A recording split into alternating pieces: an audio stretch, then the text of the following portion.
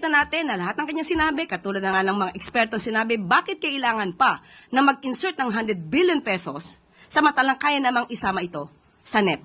So doon pa lamang po, dapat magalit talaga ang tao dahil marami nagsisinungaling para maisalba ang kanilang sarili. Salamat. Next question mula kay Christian Yusores, DZMM.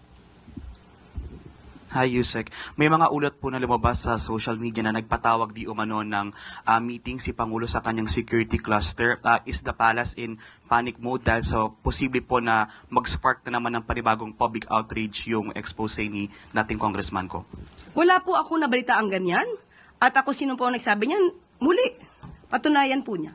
Tayo po nga ay dapat papunta ng Intramuros Hindi po ba? At meron doong event.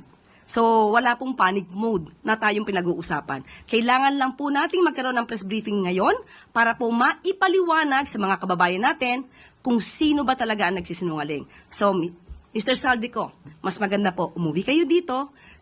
Kung maaari, sabayan nyo na rin po yung ibang mga fugitive na nagtatago sa ibang bansa. Last two questions. First from Katrina Domingo, ABS-CBN. Undersecretary, ano po yung balak ng palasyong gawin to address Zaldico's accusations? Aside from denying it, does the palace intend or the president intend to file charges against him? Depende po. May part 2 pa, sabi niya. Abangan ang part 2. Parang part 1 pa lang to. So malamang gagawa na naman to ng panibagong kwento dahil nadinignan niya kung anong sinabi natin. So abangan natin kung ano na namang tahitahing kwento ang inyong madidinig mula sa kanya. Kaya, be cautious.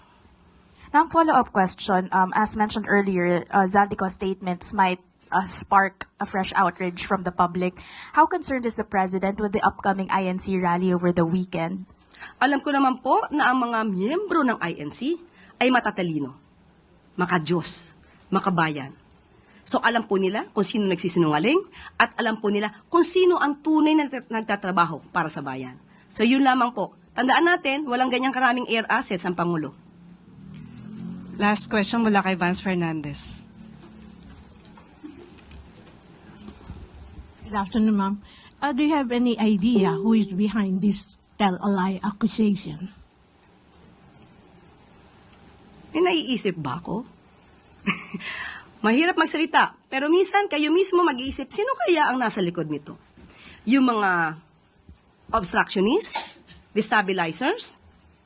O lumiliit lang siguro talaga ang mundo ni Saldico dahil siya po mismo ang naiipit sa mga aksyon na mismong siya ang gumawa.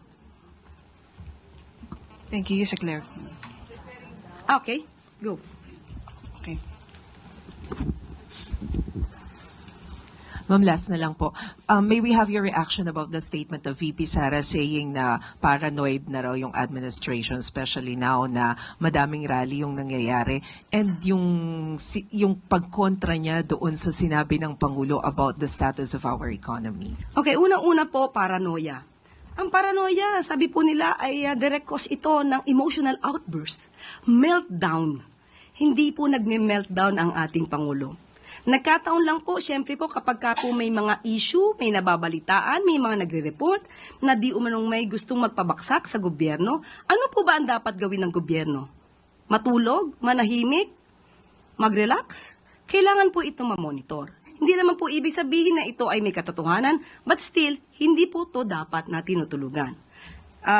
Patungkol po doon sa, again, Maricel, ano yung second? Sa economy, kinontra niya yung statement ni President. Sa ekonomiya. Tandaan po natin, inamin po natin na naaapektuhan ng economic growth. Bakit? Dahil sa marami pong naging kalamidad. At may issue din po patungkol dito sa korupsyon. At tandaan po natin, ang korupsyon na ito ay hindi lang sa panahon ngayon. Panahon pa po nung nakaraang administrasyon.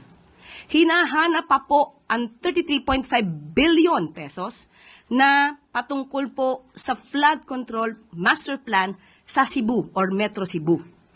Isa po ito na dapat imbestigahan. Nakakakos din po ito sa ating ekonomiya.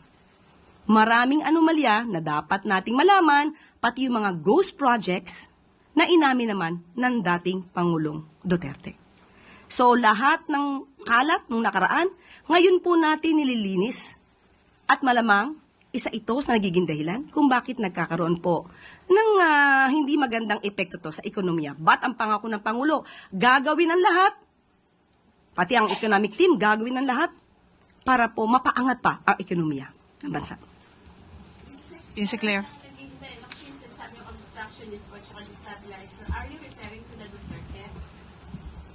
Kung ituturing ng maraming tao na sila, maaaring sila.